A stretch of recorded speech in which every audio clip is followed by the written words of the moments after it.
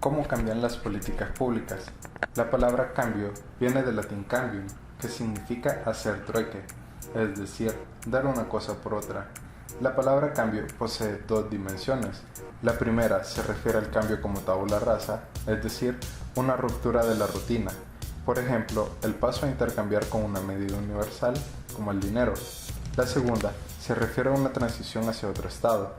Tal es el caso de las elecciones presidenciales, en las cuales cada cierto periodo de tiempo se debe elegir un nuevo presidente, es decir, la administración de la nación cambia. Sobre la anatomía del cambio, durante muchos años se daba por hecho que una política pública se desarrollaba siguiendo el ciclo de las políticas públicas ideado por Laswell: la definición del problema, la puesta en agenda, el desarrollo, la implementación y evaluación. No obstante, en la actualidad ya no se vincula el cambio de las políticas públicas a cambios cíclicos. El cambio y la herencia política. A pesar de las promesas electorales de cambio profundo, los políticos nuevamente elegidos se enfrentan a un problema estructural cuando empieza su mandato, y es que las decisiones más importantes a medio y largo plazo ya han sido tomadas por el gobierno precedente. Existen tres tipos de política heredada según Rose y Davis. Primero, las políticas creadas por los gobiernos precedentes. Segundo, las políticas decididas por los gobiernos precedentes. Y tercero, las políticas retocadas por gobiernos precedentes. Por esta razón, Rose y Davis hablan de cambio sin decisión, ya que las decisiones de cambio de los líderes tienen más que ver con las necesidades de ampliar o limitar el efecto de las políticas que han heredado. Por lo tanto, se limitan a retocar lo existente en lugar de crear nuevos programas. El resultado de esto es que pocas veces se aprende de los errores pasados. En general, los sectores se quedan atrapados en sus rutinas diarias.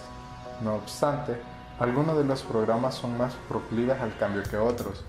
Entre ellos se encuentran los programas sociales, pues al depender de las necesidades básicas de la población, son más estables. Al contrario, las políticas vinculadas al mercado son las que más varían para adaptarse al entorno económico. Por muy malas que sean las políticas, pocas veces desaparecen. Y además, cuanto más demora un gobierno en modificarlas, más complicado se vuelve el cambio. El politólogo Michael Dorby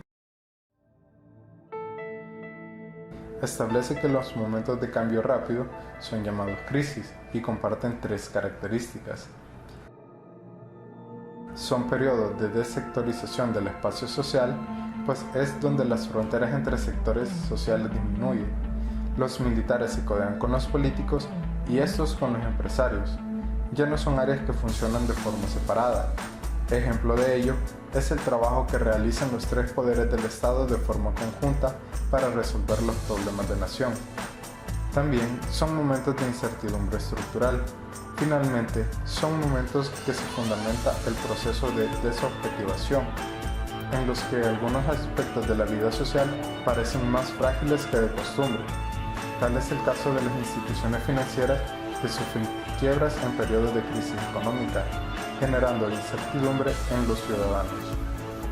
El estudio de la crisis es relevante, pues se piensa que en periodos de cambio los individuos se vuelven irracionales.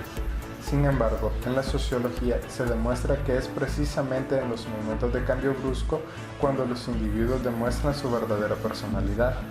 Es decir, es en periodos de crisis aguda cuando los individuos se muestran tal y como son. Los tipos de cambio, ya sean decididos de antemano o impuestos por los acontecimientos, siempre tienen dos vertientes: un tipo de desarrollo y un nivel de intensidad. Si se cruzan estas dimensiones se generan cuatro categorías.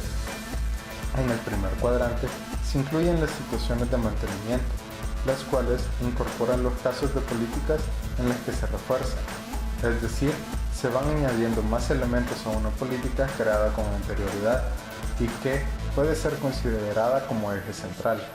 Este tipo de cambio suele ser el más extendido, ya que responde a una lógica incremental.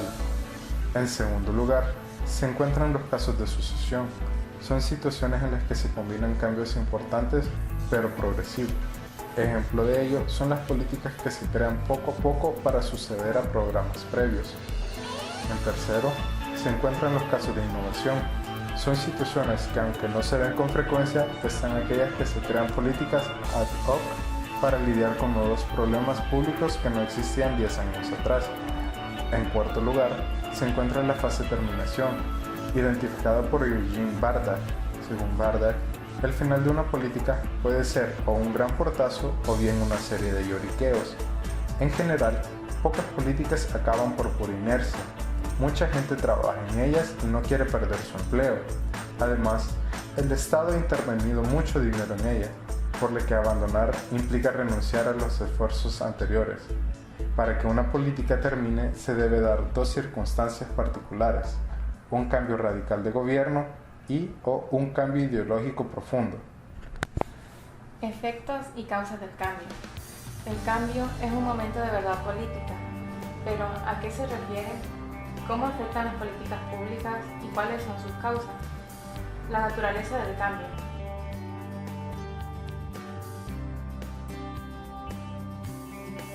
Según Howlett y Cashore, lo que cambia en un programa gubernamental se puede descomponer en dos dimensiones. La primera se sustenta en la tensión entre objetivos y medios. Los fines perseguidos son los objetivos que justifican la política en cuestión, la misión fundamental asignada al programa.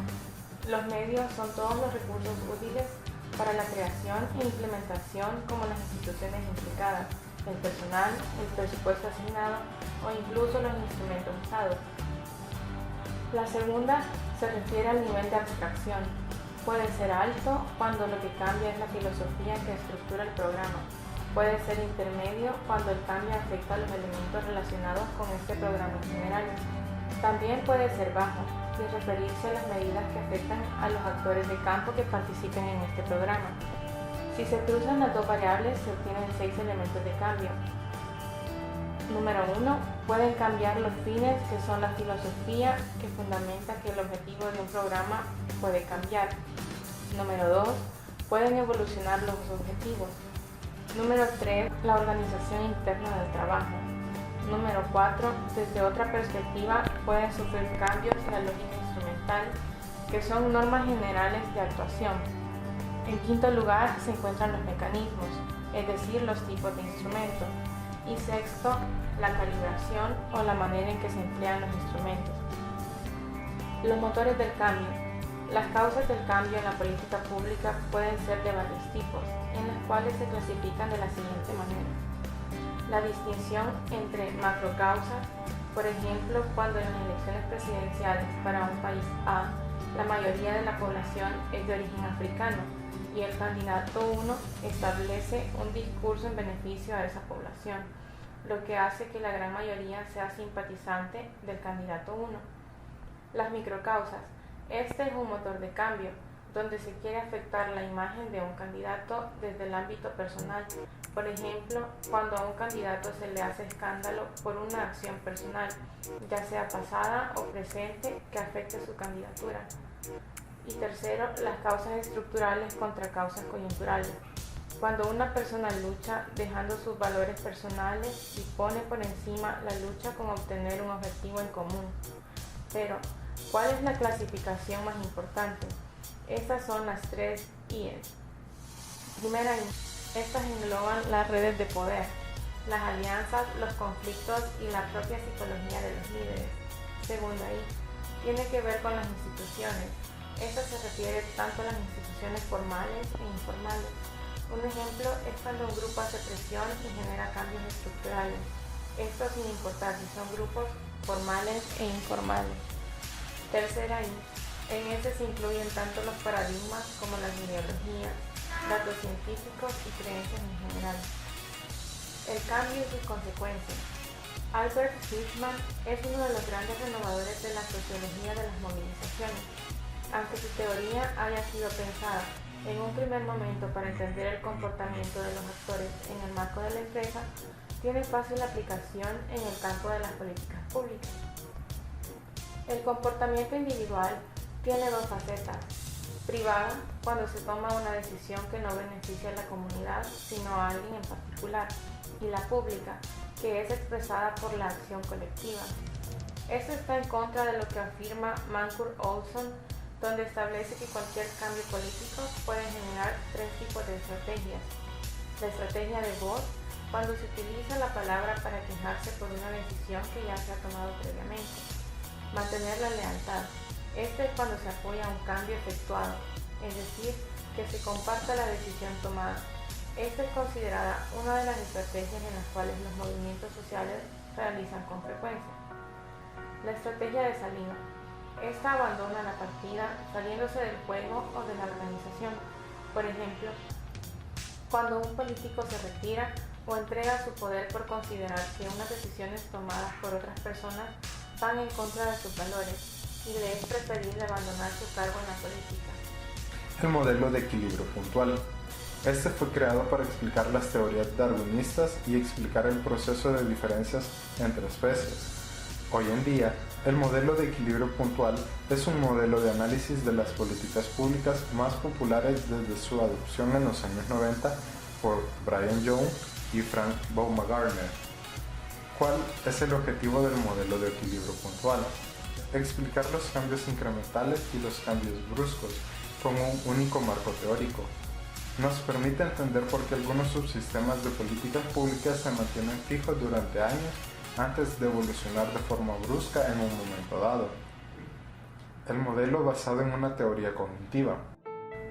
El modelo de equilibrio puntual está muy influenciado por la psicología cognitiva, donde sus autores hacen referencia al concepto de racionalidad limitada de Simon, al considerar a los individuos como seres. Rechaza a los defensores de la acción racional, debido a que el humano elige de manera emocional y con problemas de atención. El ser humano, al tener una capacidad limitada de memoria a corto plazo y tomando en cuenta el concepto de incertidumbre, el ser humano se enfrenta a serias dudas a la hora de planificar. Las representaciones de un problema político se componen de pruebas tangibles y emociones, es decir, que las emociones y los sentimientos tienen un papel fundamental en las políticas públicas. Esto se da por el espíritu de equipo y el contacto emocional. El único marco para explicar el cambio.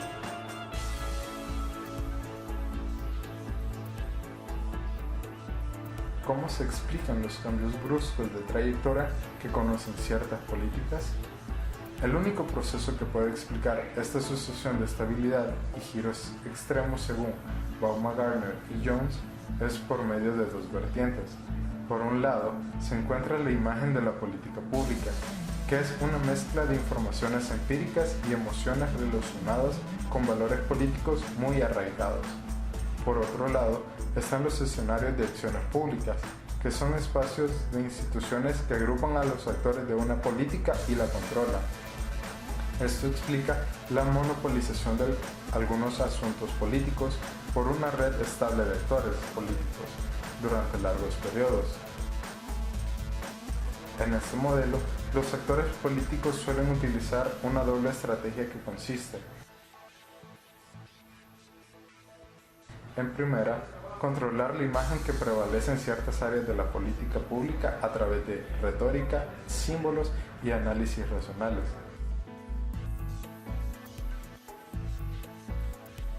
En segunda, intentan alterar la lista de los autores que participan en dicha política, que busque el escenario propio para presentar sus quejas. Cuando la imagen y los escenarios son inestables, el cambio es más fácil de conseguir a través del efecto arrastre, donde un actor arrastra a cierta masa de la población, pero también existen fricciones institucionales que bloquean el cambio, debido a bloqueos reglamentarios u oposiciones políticas, de modo que un subsistema constituido por los actores de una política pública suele conocer varias épocas de estabilidad basadas en determinadas imágenes y escenarios bordeados por crisis históricas.